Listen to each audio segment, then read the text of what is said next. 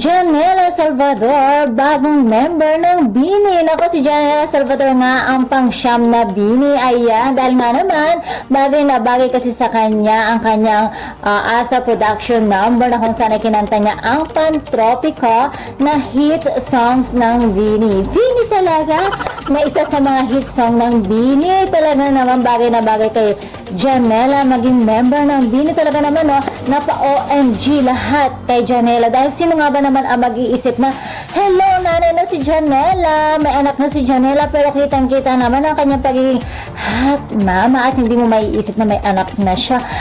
Ako talaga naman iisipin mo na isang dosena na ang anak sa kalusyangan. Nung biglang tingin nga, kala ko si BINI Malo, yun pala si Janela Salvador. Kaya naman nakakatuwa dahil ang cute ng ano niya, no, pagkaisip niya, talagang BINI. Ayan, buti pa siya, kamukha niya si BINI Malo, samantalang ako si BUNI Aloy. Ayan, dahil nga pag pinaliktad yung Yula is Aloy po talagang aking name. So binaliktad ko lang kaya Yula. Ako nga po talaga ay si BUNI Aloy. Dapat pala yung name ng channel ko dito is BUNI Aloy. So para mas bagay ata yun. Wala kaming pakialam!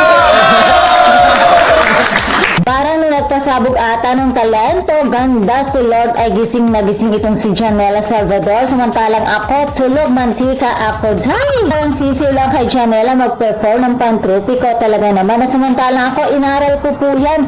Inaral ko po ng isang taon ang sayo na Pantropiko. Pero hanggang ngayon po sa awa ng Diyos ay hindi ko pa rin po alam.